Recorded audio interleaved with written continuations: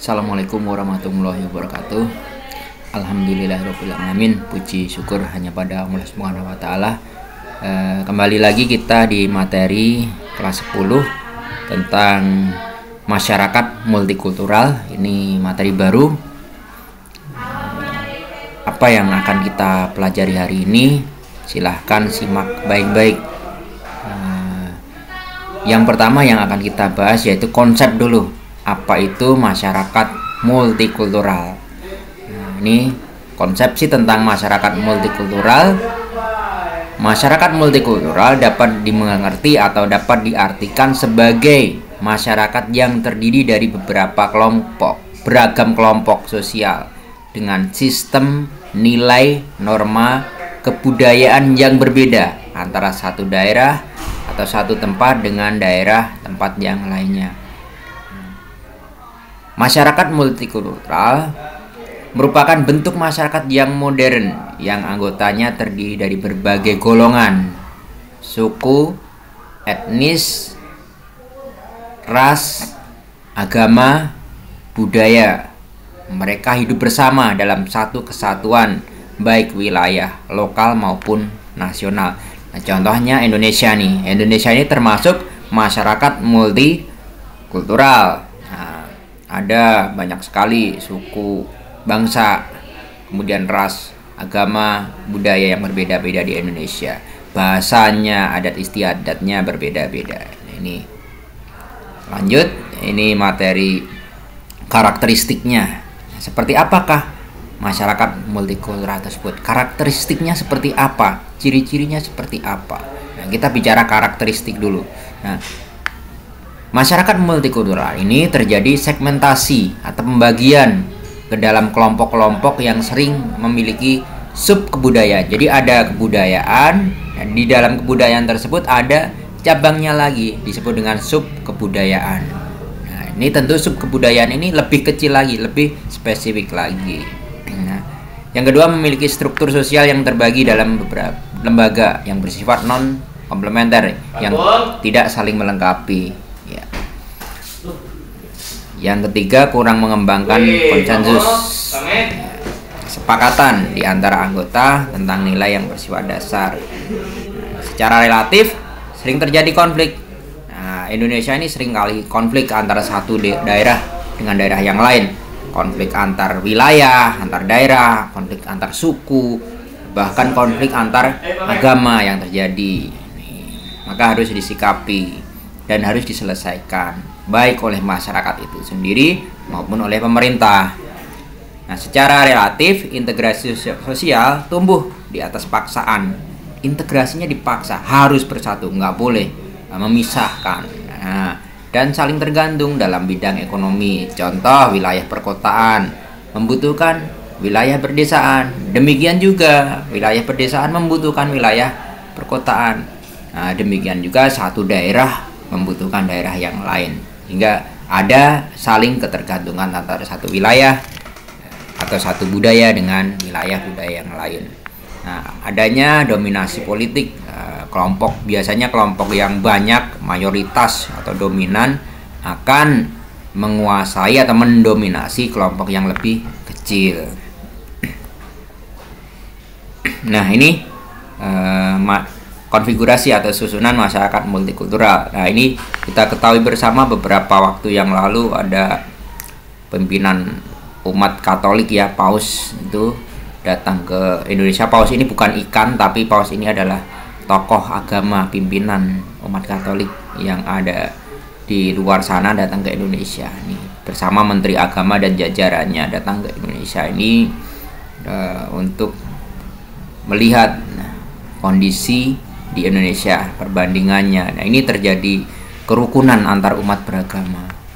Nah, masyarakat majemuk dengan komposisi yang seimbang, kemudian masyarakat majemuk dengan mayoritas dominan, atau masyarakat majemuk dengan minoritas yang dominan, masyarakat majemuk dengan fragmentasi, ya, terbagi-bagi tadi. Nah, mana ini? Ini salah satunya bisa juga yang minoritas pun bisa dominan ini. Nih masyarakat Indonesia yang multikultural. Nah, kalau kita bicara masyarakat multikultural, nah, di Indonesia bagian timur, kemudian Indonesia bagian barat ataupun tengah ini, nah, ada cukup banyak sekali ini, ada banyak ya, saya katakan banyak, ada 300 suku bangsa, bahasa, adat istiadat, agama yang berbeda-beda, semua terintegrasi bersatu dalam dasar negara kita yaitu Pancasila, terutama sila yang ketiga. Kemudian kita juga punya semboyan yaitu Bhinneka Tunggal Ika nih, sehingga bisa dikategorikan secara vertikal dan secara horizontal, seperti yang di dalam struktur sosial. Ini secara horizontal, ini namanya diferensiasi, perbedaan tapi sederajat, tidak ada yang lebih tinggi, tidak ada yang lebih rendah, tapi berbeda. Nah, ini dasarnya apa? Fisik atau ras. Nggak boleh orang kulit hitam statusnya lebih rendah atau lebih tinggi dibandingkan kulit putih. Nah, ini ras melanosoid, mongoloid, vedoid. Ini untuk bicara masalah ras nanti kita bahas tersendiri. Perbedaan suku bangsa, agama, jenis kelamin juga. Ini secara vertikal, grafiknya di atas bawah. Kalau vertikal seperti tangga, semakin ke atas maka statusnya semakin tinggi. Nah, perbedaan ini dibagi menjadi kelas-kelas tertentu. Nah, berarti ada yang posisinya di bawah dan ada yang posisinya di atas nih. Tingkatan secara hierarki membentuk piramida. Nah, maksudnya apa? Individu atau kelompok tersebut ditempatkan dalam kelas-kelas yang berbeda tingkatannya dalam suatu sistem sosial. Ini contoh ilustrasinya ya. Nah, latar belakangnya apa? Kemajemukan atau masyarakat multikultural yang ada di Indonesia. Nah, kita lihat ini, ada peta ini persebaran bangsa atau asal usul bangsa Indonesia ini di latar belakangi oleh latar belakang historis sejarahnya ya, orang yang datang ke Indonesia. Tentu ini banyak teorinya. Yang kedua, kondisi geografis kita yang berupa negara kepulauan. Kemudian sikap atau keterbukaan budaya, masuknya budaya asing atau luar ke budaya kita dalam bentuk asimilasi ataupun akulturasi. Masalah yang timbul akibat keanekaragaman dan perubahan kebudayaan. Ini konflik, ini pasti. Konflik ini nggak bisa dihindari. Ada konflik sosial. Nah, berdasarkan tingkatannya, ideologi dan tingkat politik. Kemudian berdasarkan jenisnya, ras, suku bangsa, antar agama. Integrasi. Kata integrasi berasal dari bahasa Inggris integration, yang berarti keseluruhan atau kesempurnaan, bersatu. Ini ada beberapa konsep tentang integrasi, bahwa ada saling ketergantungan antara satu dengan yang lain di dalam integrasi, seperti teori organisme ya. Ketika makhluk hidup ya, berarti ada tangan, ada kaki, ada kepala dan sebagainya. Itu tidak bisa lepas satu bagian dengan bagian yang lain dan saling mempengaruhi. Kalau satu organ sakit maka yang lain akan terganggu fungsinya. Nah, demikian juga di dalam masyarakat juga ada integrasi, juga ada bagian-bagian yang secara struktur seperti organ dari makhluk hidup. Nah, jadi dalam integrasi terjadi penyatuan atau mempersatukan hubungan anggota masyarakat yang dianggap harmonis. Nah, kalau sudah harmonis berarti tercipta yang namanya integrasi sosial. Syarat terwujudnya integrasi ini harus ada syaratnya supaya terjadi penyatuan atau integrasi. Anggota masyarakat merasa berhasil mengisi kebutuhan mereka. Ya, ini kebutuhannya terpenuhi. Kalau belum terpenuhi, sulit integrasi.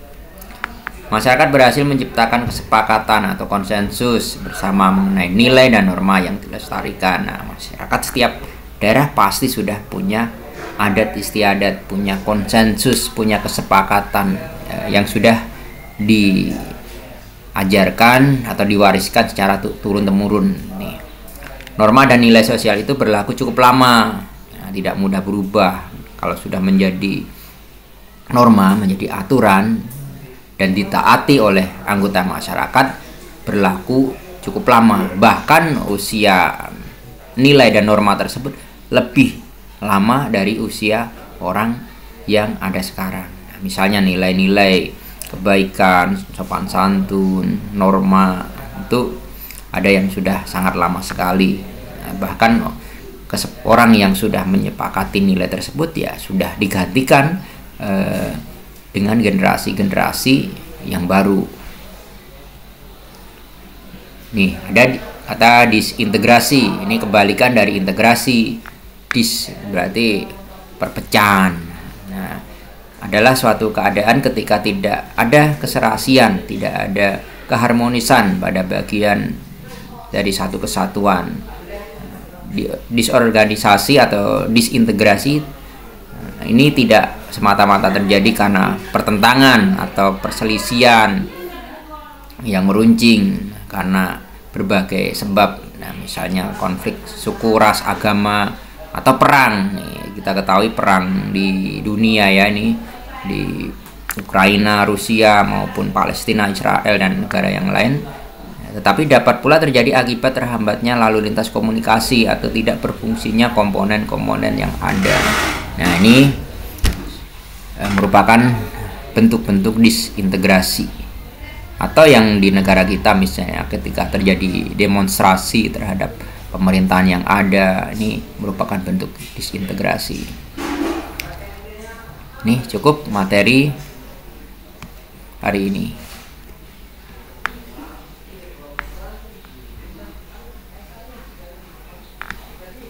Sama-sama.